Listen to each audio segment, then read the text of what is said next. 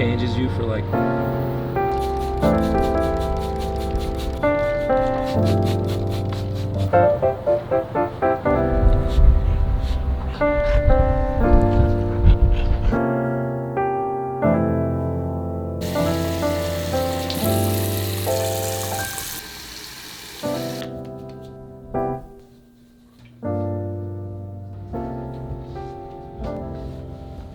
Man, I have an extremely busy day today.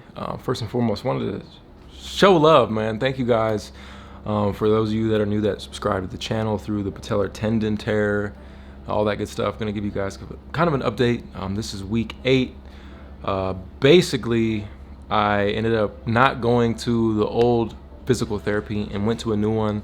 Need to be going twice a week. If any of you guys tore yours, I highly recommend going twice a week. I'm still behind. I was supposed to be at 90-degree bend by week 2, or I mean by week 6, and now we're at week 8. And you know, I'm not exactly sure where I'm at. I'm going to physical therapy this Friday, so you know, it's definitely a slow process and a lot of lessons, honestly. And you know, this applies to anyone in life, but usually there's just like no instant results with this injury. It's just like day by day, you have to chip away bars. That's really what it comes down to. And I notice even in my own work life, you know, like creating content, that's what I do for a living.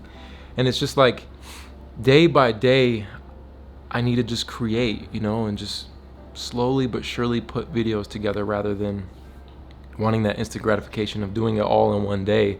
It's a slow process, and really life is a slow process, right? So that's a huge turning point for me in this whole journey.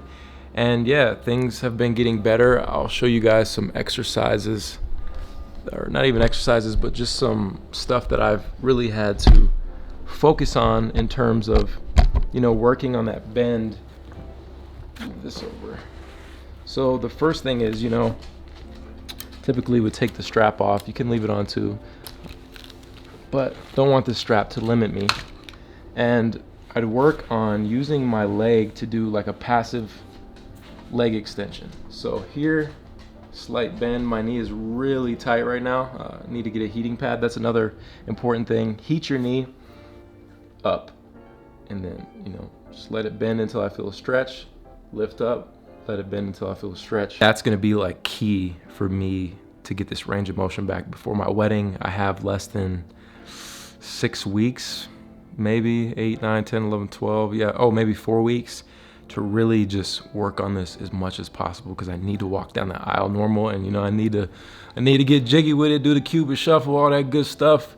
So I'm working extremely hard to get this bend back, and that's what it's gonna come down to. Let me know down below in the comments, what's something that you're going through? What's a trial that you're dealing with right now? I'd like to use the comment section as a way of you to just get it off your chest. You know what I'm saying? What are you going through? Obviously me going through this whole knee process hasn't been easy mentally, physically, emotionally, but you know, at the end of the day, I think being upset and feeling down is a choice. So all I can do is just be as optimistic as possible and keep pushing.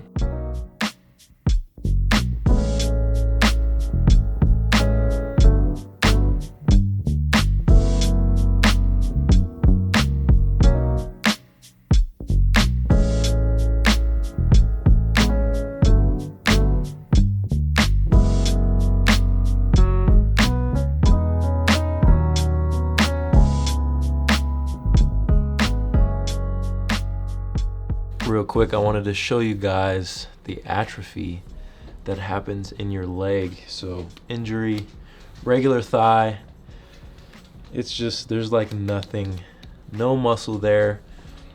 Pretty just discouraging, to be honest. I don't have the biggest legs, so you know, you can see muscle here, and there's really just, it's non-existent here. It's just like a noodle. This is by far one of the toughest injuries, and honestly major injury I've ever had in my life. And if you have it, just know it's very frustrating. It's nice as weeks go by. Like I said, I'm on week 8 and I'm able to shower. I don't have my brace on. I can just kind of like slowly move around, and also just know everyone's progression's different. There's people at 4 or 5 weeks who have a full range of motion or a 90-degree bend right off rip. And there's people like me with scar tissue, and I think the best I did in physical therapy so far was like 60 degrees, maybe 65 or 70. So, you know, it's definitely something that you just have to work on day in and day out. It's tough. It's so just emotionally draining and physically painful. But, you know, day by day, you just handle your business, do your exercises, and, you know, you'll get there. And it's okay taking a couple weeks off of just not being able to do anything. It's almost like really everything that you took for granted is stripped of you, whether it's taking a shower, getting up to just get some food, getting up just to brush your teeth. It's crazy, but also, like, you know, very humbling. There's people that live their day like this always. Just remember, you're gonna recover, full recovery. That's what I keep telling myself. Like, imagine if this was forever. I salute people who, you know, just have those things taken from them indefinitely.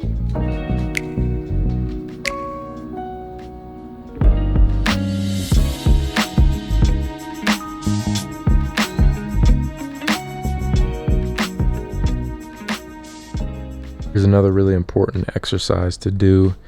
My doctor didn't allow me to do it until like week 7, so just last week. And it's just, you know, flexing your quads, because after essentially they've fallen asleep, it's hard to wake them up. So you guys can see, you know, I can do this, but here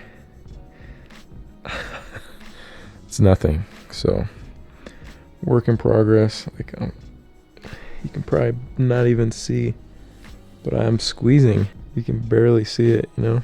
That's the goal, to get this quad woken up so that way I can do some slight raises. And one way to make this a lot easier, if you're also having issues like me, to get like a towel or blanket, fold it up a little bit and just place it right under your knee, and then just squeeze, squeeze, squeeze.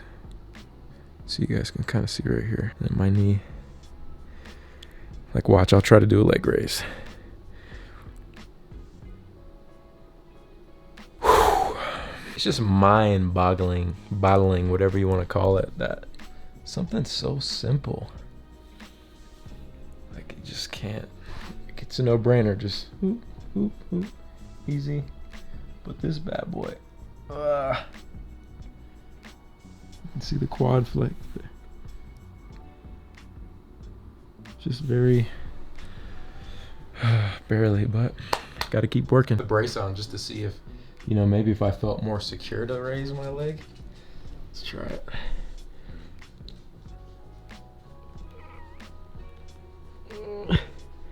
Oh my God, I did it. Oh, that is the first time that I have raised my leg in months. It's things like that, guys. Like, you just set little goals throughout the day and you achieve them. Oh, wow.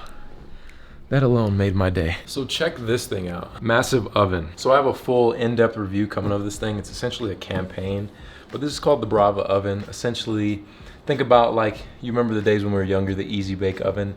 This is like the Tesla of those. Again, like I said, I'll give you guys a whole breakdown, but I just want to show you because I love this thing. And it is pricey, man. It comes in at about $1,200, maybe $1,500. Right now, I'll put a coupon code if anybody just feels like balling out, but I would wait for my review. It has a touch screen, and it's not like an air fryer. It literally cooks your food like something you've never seen before with light. So you can put a steak, broccoli, potatoes all on the same tray. And here's the tray right here. Just like that, and it'll cook all of them to perfection, all at the same time. And so far I've cooked burgers in it, made some wings, eggs and bacon at the same time. I made El Pastor tacos.